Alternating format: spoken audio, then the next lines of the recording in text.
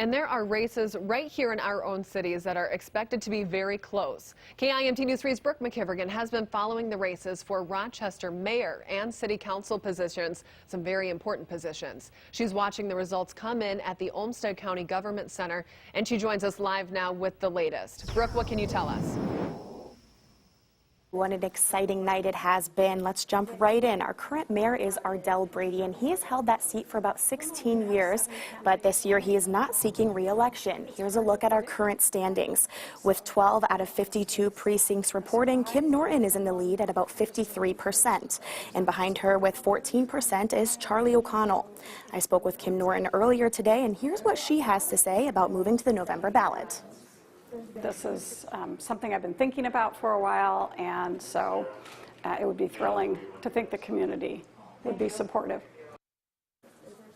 Let's jump right into City Council. As for your Ward 1 council person, it is currently Ed Ruska. Here is a look at the current standings for that position. It looks like Patrick Keene is in the lead at about 34%, with Heather Holmes behind him at about 28%. Here's what she has to say about sticking around the Rochester community if she doesn't make it to that November ballot.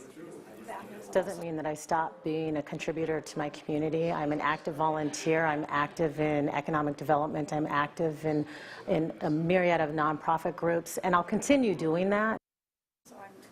And finally, your Ward 5. Right now, your current Ward 5 council person is Mark Hickey. Here's what the current standings are for Ward 5 again. With 3 out of 8 precincts reporting, Sean Palmer is in the lead at about 24%, and Judy Hickey right behind him.